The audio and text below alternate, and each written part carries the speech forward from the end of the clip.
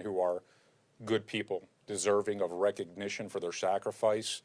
I think that there was a cloud over this office for a long time, and I don't want to pretend like I was suddenly that sunshine that came out through the clouds. It was really them. All I had to do was move the cloud out of the way so you guys could see them. But I also recognize, and it's kind of odd because in this office, there was the same leadership for so long. I think some people thought that was the norm, and it's not. In law enforcement, I think that you always have to have the plan to go in and make as much impact as you can in a period of time that is appropriate, and then clear the way for someone else to come in and improve on that. So as I said, I will not be pursuing a third term, and as a matter of fact, I think it would be appropriate for me to depart from the office in January and clear the way so that during the last year of my term going into the election, there aren't distractions. It gives me a chance to pursue some opportunities to serve the public in different ways and to do some things that have that present themselves as incredible options and opportunities. But aside from my family, my wife Veronica, our boys Austin and Paulie, I want to express gratitude to all those who fought so hard to pave the way so that I could be sheriff.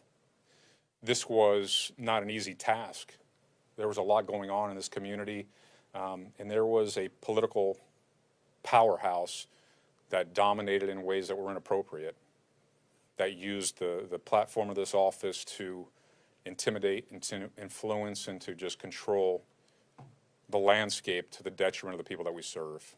And I've always said there's no greater strength than humility. And if you're going to be a leader and hold a position such as this, you better have humility. And I've tried really hard to be that person, to be a servant leader, and to create opportunities for these men and women to thrive and sacrifice on behalf of the community, and with the hopes that the next generation sees law enforcement through a lens where there's gratitude and appreciation and respect, and that there is an excitement, the idea of maybe this is a profession for you because it represents something greater than self. Now, when we've met, oftentimes, I have to talk about the heavy things in law enforcement. But since this is, the closing act for me, I think it's important to reflect on the accomplishments because I do want you to recognize how different this office is in ways that you probably aren't familiar or aware. And I think it's important to understand that because I think the community needs to understand who we are. So we have a little bit of a PowerPoint, and you might feel that it's tedious, but I hope you'll pay attention to it because it matters. So we'll go through it, and I'll kind of hit the highlights of the things that we've accomplished during my tenure with the idea of servant leadership. First and foremost, as you're all aware, and it's been some time now, but we shut down Tent City. It was ridiculous.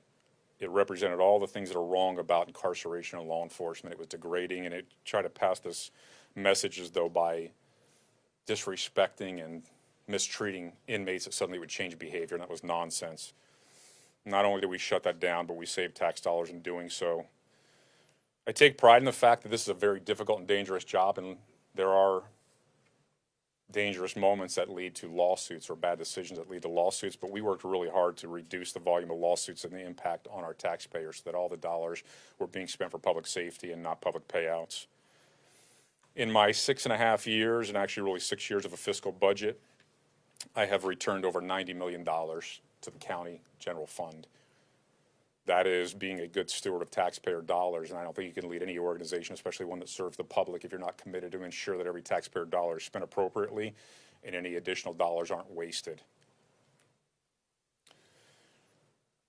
The one cloud that does still hang over this office, unfortunately, just doesn't want to seem to go away, is the federal court oversight. 2 orders initially with 4 different categories, and in those 4 categories we were at 100% compliance in 2 of the 4, 93 and 82% in the other 2, and it's climbing quickly. That hasn't been easy. That has literally depleted a considerable amount of the resources in this office that could and should be dedicated to public safety. And it's not because I say that there wasn't a need for intervention or federal court oversight, but later in this conversation I'll talk a little bit about the detriment of it and how it has literally hindered our ability to provide public safety for the community at large for some reasons that I will tell you I feel very strongly in opposition to. But as far as the accomplishment of the men and women who signed on to be in law enforcement and suddenly were forced into compliance, the fact that with all the obstacles, the moving goalposts, and all the issues and challenges with it, that we've accomplished what we have, I think speaks volumes of the men and women of this organization. We got away from the pink underwear because it's ridiculous. I've always said that the safety of our children is the #1 priority in any community. And historically, this office had a lot of cases that weren't properly investigated. So I created an auditing system and put some exceptional people in charge of building out a system where we can in real time pay attention to cases that involve the safety of our children to ensure they're properly investigated. And the growth of that division and the commitment by this organization is unparalleled. I'm proud of that. We started a school safety conference and program that is statewide, that involves people from across the country who've worked with us. We've led the state in that effort, but we've invited everyone to come to the table: administrators, legislators, school officials, law enforcement, everyone who is a stakeholder, so that they can be a part of the process to ensure that our children are safe when they go to school and they can focus on education and not sheltering in place. And just recently, and it's kind of funny because I saw or heard something about a criticism from maybe one of you that made a joke about the fact that the sheriff's office is putting some motors out on the street to keep people safe, and we're under scrutiny by the courts because of the things that happened in the past. More lives are lost on our streets due to traffic fatalities than any other form of loss of life. And absolutely, I'm committed to address that problem and mitigate, to ensure that your family can go home safe every day on our roadways. So the 2 vehicles and the 5 motors that we put out there are to remind everybody that the sheriff's office does traffic enforcement, and we do it well, and we're going to hold you accountable because we want to see you go home safe too. The FATE team, the Fugitive Apprehension Tactical Enforcement team that I started just shortly after taking this office, is approaching 1,000 arrests of the most dangerous people in our communities. Those with warrants wanted for murder, sexual assaults, robberies, all those who pose the greatest threat to the safety of our community is where their focus has been, and they do it seamlessly, quietly, professionally, and effectively. And during this time frame, Maricopa County Sheriff's Office, along with some of our partners, have seized nearly $90 million in illegal drugs.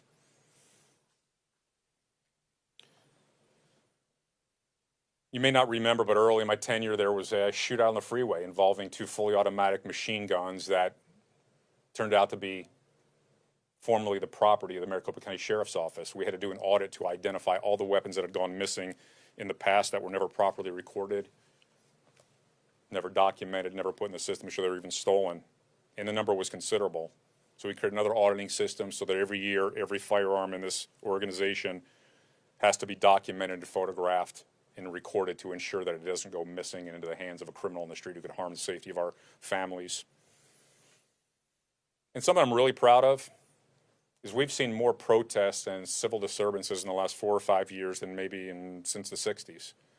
And this office handled them flawlessly, worked long hours with short staff, and made sure that we respected the civil rights and the First Amendment of everyone, and even the Second Amendment in circumstances where people showed up armed, while protecting people and protecting democracy and ensuring that volunteers and employees of the county recorder's office could go in and play a part in an election and count votes without fearing for their safety, sending a message across the nation who we are in Arizona when it comes to suddenly being a pivotal state in federal elections.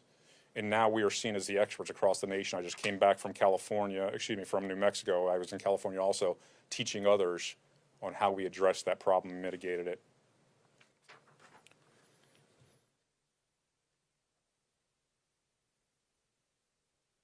One of the things actually that one of my employees brought to me today when we were talking, he said, "Thank you, Sheriff, because historically we may have had relationships with other law enforcement agencies, but leadership didn't." And I feel now that other leaders throughout the county and other police agencies feel good about the relationship they have with the Sheriff's Office, and that's due to the effort by leadership here and just having respect for the job that others do in their jurisdictions and making sure that we're not imposing our will in that space. And that's critical for us all to stay safe. We have to have a cohesive law enforcement community so that we can work collectively for the greater good. This is kind of a fun one, and actually I wasn't much of a cowboy before I became sheriff, but I like to throw a hat on once in a while and get on a horse. One of our incredible leaders in the organization came to me a while ago and said, "Sheriff, we're down to like 1 or 2 horses, and it's a little bit expensive, so we might need to get rid of the mounted patrol." And I said, that's not happening because the amount of patrol represents this history of the sheriff's office. So let's go back out there and get some more horses and make sure that we're doing some positive things. So they're used for public safety, they're used for crowd control, but they're also used in parades and different opportunities and events that show the children and the families in our community what the history of the sheriff's office looks like. So right now I think we have 9 or 10 horses, and they're quite popular, and it's a lot of fun, and I get to play cowboy once in a while, so I think that's pretty cool. One of the biggest accomplishments, in my opinion, and again, it's one that faced scrutiny but never really got the recognition it deserved. When legislation was going forward to create a piece of law that would say that we had to use other agencies to investigate any lethal force, use the lethal force taking the lives of community members, I said it's not enough. It needs to be anytime any law enforcement agency applies lethal force, whether someone dies or not. And there needs to be funding and training, and there needs to be a specific unit somewhere in the state that can be the experts in doing that. And I worked with my colleagues throughout the county, and we worked with legislators to pass one of the most proactive law enforcement legislative bills in the state's history. And it demands accountability and oversight and transparency whenever we use deadly force, not just take a life, but use deadly force. And that will be fully in effect next year, I believe, and the Department of Public Safety will be responsible for those investigations. But now we will not be investigating our own use of deadly force. So our agencies will do it to ensure that there is transparency and accountability. Consistent with other agencies, I created here the Hispanic, African American, LGBTQ plus advisory board to make sure that we hear the voices of those who oftentimes feel like they're unheard or have unique challenges or needs or feel oppressed or abused by law enforcement. So they had a seat at the table, and they were stakeholders. And they played a big part in writing policies and giving feedback and holding us accountable, and I thank them because they came to the table with an open heart and an open mind and open dialogue. We built a community outreach unit that leads in educational academies, safety training, recruitment, resource allocation, student education engagements. If we're not meeting young adults in the community where they are and understanding their needs, we're not doing our job. And that's what we do exceptionally well. We partner with First Place to make sure that we had cross-training, meaning we meet with the autistic community and learn about the challenges they face and the dynamics of being someone who has a developmental disability. And they got a chance to learn about us so that they feel less stress and anxiety and challenges if they interact with someone who's in uniform. And it goes a long way not only in the community when our deputies are responding calls for service, but in our jail system. And with nearly 3,500 employees, the men and women in this organization have family members who also fall in that category, so they can be heard and they know we care about their family members. We work with the McCain Institute to address human trafficking in the jails and open doors of victims and close doors on perpetrators. We've had dozens of victims of human trafficking that have been in our jail system that we provided and connect them with the resources to help them. We have programs to reduce drug abuse and recidivism. And we've seen a considerable reduction in the recidivism of those who have had the positive impact of the program. You know what we did during COVID-19. We led the nation in the jail system here on how to manage an inmate population threatened by a pandemic to ensure that we could still incarcerate people who had to face consequences while doing everything to protect their health. And I can't tell you how proud I am of this organization, the men and women who took on all the new tasks and duties to get that done, to protect people in our custody while jeopardizing their own safety. And we lost men and women in this organization to COVID because of that same threat. The average pay increase for the organization across the board in the last 5 years and change has been over 30% for all the employees. My understanding is maybe the previous 8 to 10 years before that time, there were little or no raises. And if I remember correctly, there was a time when Tent City was supposed to be shut down before I took the office. And the Board of Supervisors put $3 million up and gave it to the administration, this is what I understand, and said, here, you can have this $3 million for raises for detention officers, or you can use it to keep Tent City open. And to the neglect and the insult to the detention officers in this organization that used the money to keep Tent City open. So make no mistake about it, unequivocally, first and foremost, my commitment has been to give respect, gratitude, benefits, and appropriate pay to the men and women in this organization who do the job, not to make it about the sheriff who has the honor of speaking about those who do the job. And that, to me, is the most extreme example of then versus now. We have a wellness division to support our employees. And during COVID-19, we had a resource division that actually acquired things like baby formula and toilet paper for whatever reason became, difficult to come by. Whatever our employees needed, we try to bring it to them so they could come to work every day, not worry about their families. We increased minority hiring by about 8%. We built a more comprehensive, diverse cadet program that now serves the entire county, not just a portion of it. We have a behavioral health resource line for deputies to assist community members who are in distress. So when our deputies respond to calls for service, we're not trying to solve every problem. We're trying to get them connected with resources that can solve their problem. Internally, we have a mentor program so that we can develop our employees and give them a chance of succession. We have a leadership academy. And at the end of the day, my slogan was better today, stronger tomorrow. We restored trust, confidence, and respect in the Maricopa County Sheriff's Office by promoting transparency and accountability and professionalism every day. And I preach to my employees, we will lead by example in every circumstance. Because everywhere we go, when you see someone in uniform, it's an opportunity to either show them all that's great about this profession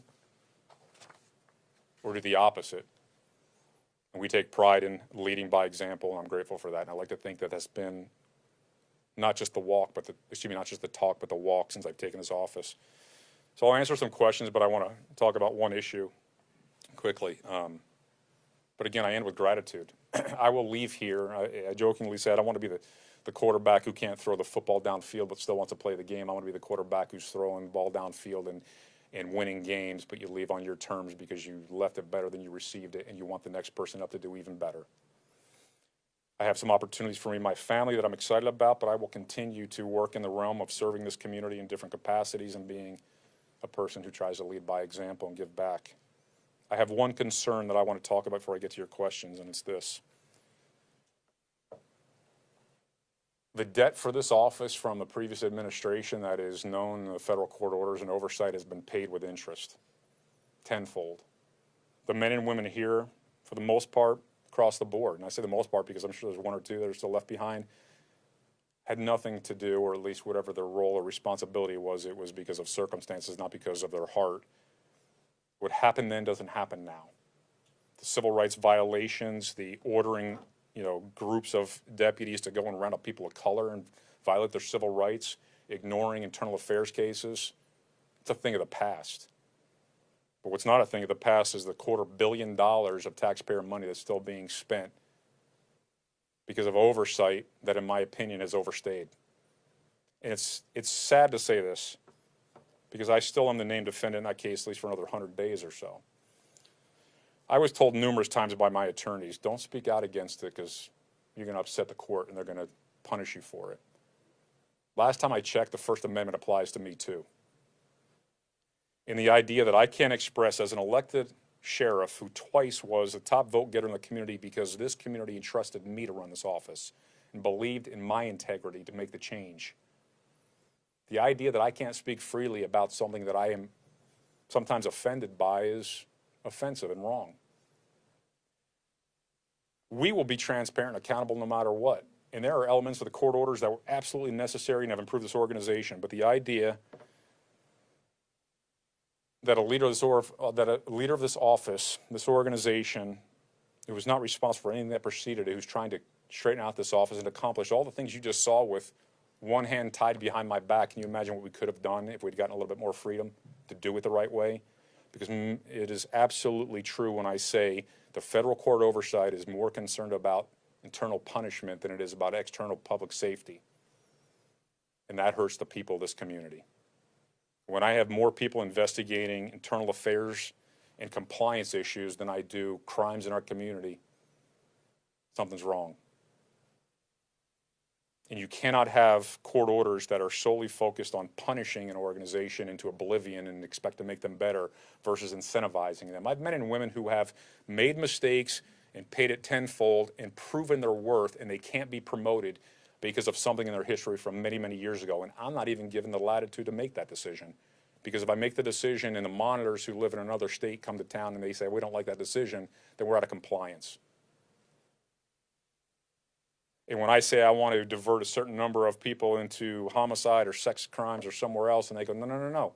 We got a threshold on compliance and internal affairs. And even though that case that you're investigating internal affairs might be trivial, you're not going to move one body from there into another part of the organization to investigate a crime against a person, because if you do, we're going to financially punish taxpayers. So I'll go to your questions, but I will close with this. I leave with joy in my heart. I leave with opportunities in front of me. I'm not running from a fight, because I never have and I never will. But I do recognize this. I'll be damned if I'll do 3 terms under federal court oversight for a debt I never incurred and not be given the chance to serve this community in the manner that I could if you take the other hand from being tied behind my back. Because the future without law enforcement doesn't look good. The future with good law enforcement means it will thrive here. So with that, I'm happy to answer your questions. So, Sheriff, is this the reason why you will not stay until January 2025 then? No. It was actually January 2024. I just see the opportunities in front of me that the timing of it makes the most sense for me and my family, and it would not be detrimental to the organization. It is one of the factors that I considered when I decided whether I wanted to pursue a 3rd term.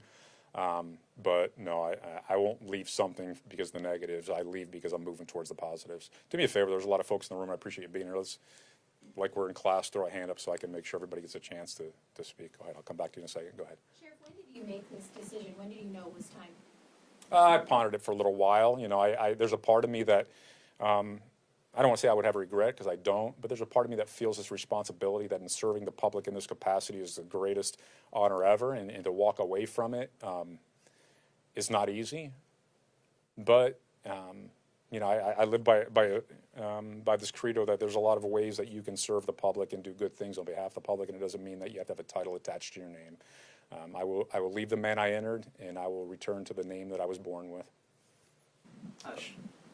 Sheriff, once January comes by, what's going to happen then, and is there going to be a process for picking an interim leader for the office? Yeah, the Board of Supervisors will be responsible for that process, so they can answer those questions. All right, Sheriff, you talk about it better today, stronger tomorrow. What's the tomorrow for you when you're out of office? Is there, you running for something else, or you're just going to chill and be a good citizen? I don't think I would know how to chill. That's real nice to say. Oh, I'll do something that'll be pretty significant. I'll be excited about it. My family will embrace it, and we'll continue to lead by example. You got some over here next, okay? What kinds of internal affairs investigations that you are forced to do now are what you call trivial? Well, I think there's a lot of investigations that could be resolved at a supervisory level that in every other profession, every other organization across the country, there are management issues that occur where they can be handled at the supervisory level, not go through internal affairs. So when I say trivial, I appreciate you pointing that word. That doesn't mean that if we do something that is in violation of policy or in some way violates who we are as an organization, that it should be ignored or diminished. But there's a reason that you have supervisors, a reason that you have a management structure, and that's to address issues. And if every violation needs to go through internal affairs and take months to resolve and sets employees into a space where they can't move forward with their career, then that is far too punitive. That's more than a pound of flesh. That's a lot. I think I heard you say, give us 2 examples of... I'm going to go on this and I'll come back to you. Politics? Oh, I take it a day at a time. Are you afraid that maybe the progress that you've made so far could be taken back by somebody coming in with a different ideology? Am I afraid that what I've done will be undone? I hope not. I don't like to live in fear. I would hope that, I guess the most important thing is we're a nation where politics has become too prevalent, and a lot of decisions are predicated off of political ideologies. And there's no place for that in law enforcement, period. So if someone were to come in this office and think that it's about them or it's about politics, and they don't deserve to wear this badge. But hopefully the next man or woman up will thrive. We'll build on what we've done here. But I put it on the community. It's your responsibility to choose the man or woman who is most deserving of this office. And I would hope that you're deserving of that right person too. Go ahead. I'll make another lap by. What's that? I'll just keep running around in circles till I get tired of you guys. Thank you.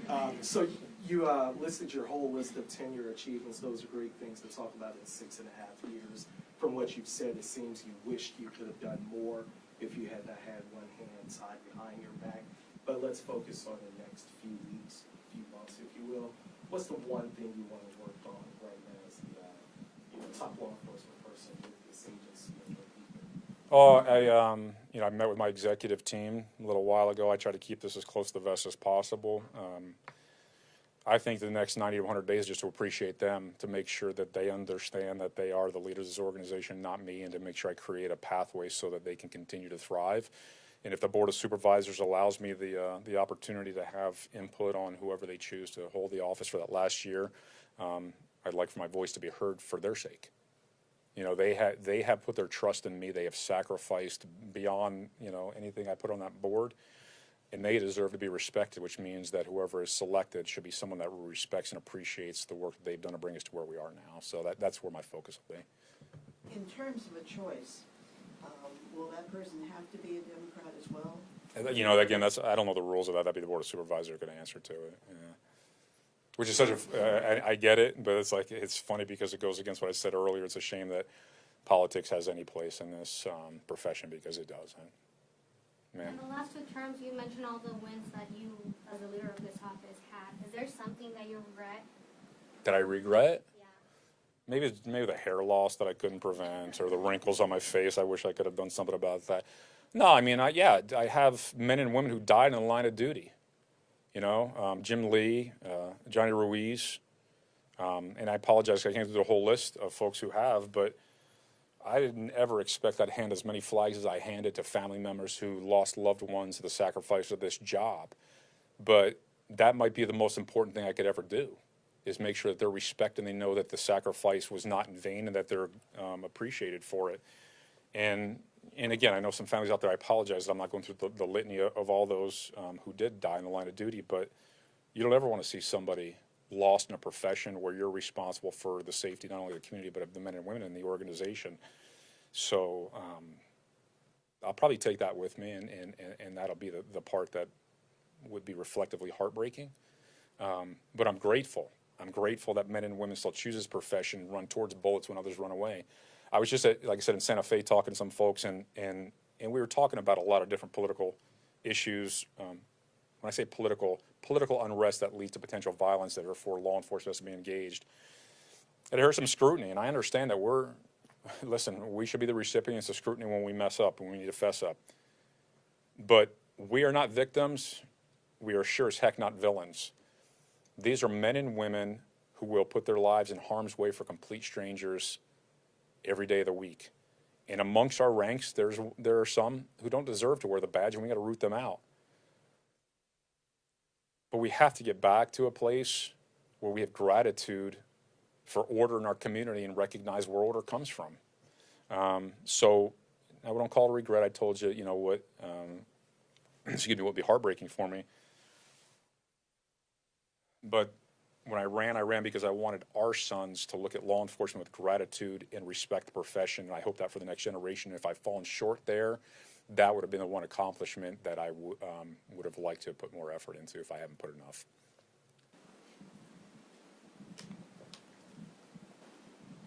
What's one more element of the Melendrez order that you feel is unfair, out of reach? Oh, the orders are so comprehensive, I couldn't pick out one. I think it's just more so the idea that, on a personal note, I grew up in New Jersey till I was a young man and approaching junior high, so I'm long in the tooth. I've been here much longer than where I grew up, so this is my home. Everything that I know, everything that I have is rooted in Arizona. I spent nearly 30 years or so in public safety. And my reputation, I would like to think, speaks for itself as a man of integrity who is committed to public safety. The idea that monitors who have never been vetted, to my knowledge, in some way, that suddenly their integrity is greater than mine or their work skill is more impressive than mine, have more say-so over who I pick in this organization for certain jobs, and then I am judged on the outcome of the people that I don't even have final say to pick. It's wrong. It may be the authority of the court, and in its way it may be justice. That doesn't make it just. The most recent decision where suddenly civilian investigators and professional standards, where I have to keep a minimum threshold, I don't have the final say on who those investigators will be. A guy who sits in North Carolina hasn't been here in 3 years, his team does. But I'm the one responsible for the work that they do and the outcomes they produce, because if they don't produce a certain outcome, then this county and this community pays more taxpayer dollars. you want to judge me on the outcomes, but you don't want to give me the chance to call the plays or to put the players on the field. What's your advice to your successor when you wrap up? My advice to my successor? Stay the course, you know. In some ways, I told the men and women in this organization, if not you, then who? And I know they're probably looking at me like, well, where are you going, Sheriff? I'm not running away from it. Like I said, in my heart, my soul, my blood, sweat, and tears is in this organization, but it is time for me to move on. But my advice is, no matter what the obstacle, no matter what the challenge, no matter what the criticism, men and women in this community and their families are dependent on you, stay the course. Take one or two more, and then I'm going to go spend some time with my staff who are more deserving of my time than you guys are. No disrespect intended. I'll take one more question, Sheriff. So, in a matter of self-assessment, none of us are perfect. All of us could improve no matter what we do. When we judge pageants, it's 1 to 10. You don't. What would you give yourself on a scale of 1 to 10, and where do you think you could have improved as this year? You know, I'm gonna compare that to a question I get when I'm out in the community. People go, "Hey, Sheriff, how are things going?" And I say, "It doesn't matter how I think things are going. It matters how you think things are going." So, for me to rate myself, I think would be narcissistic. You can tell me how you feel about the work that I've done, and that's all that matters because I'm serving you. But I will tell you this, and you know, I live by my faith. And in the Bible it says you should not worry about winning the approval of people. You should worry about pleasing your Lord. And that's how I go about every day. Anybody else? Last questions, last chance? And I think I'd like just a little bit more clarity. You know, I think we already have it here. You don't want to stick around till the election is over. So I interpret that to mean that it's just gotten too intolerable that you will not stay on for another 15 months. Well, that's your interpretation, which I would disagree with completely. Opportunities that present themselves for me come in time frames. So I have to make a difficult decision to determine if leaving at the time that I leave is not going to be detrimental to this organization, but it's going to be opportunistic for me and my family. I've done the work. I've been in this profession for 30 years. I recognize that elected terms come with terms, but I also recognize that I have to make the decision that I believe is best for myself, my family, and this organization. And I have the utmost confidence that these men and women in the back of the room will just keep doing the business as usual, which is exceptional. And they will serve this community, and who knows, maybe the day after I leave, you all forget my name, and I'll be okay with that. So I appreciate you guys. Greatest honor ever. Thankful to my wife and our boys for letting me play sheriff, dress up as sheriff. And for those of you who want to cast criticisms, feel free, but know at the end of the day, it's a heck of a job. It's a tough job, and I'm proud of what's going on in the last 6 years, 7 years, and that's mine to keep. God bless.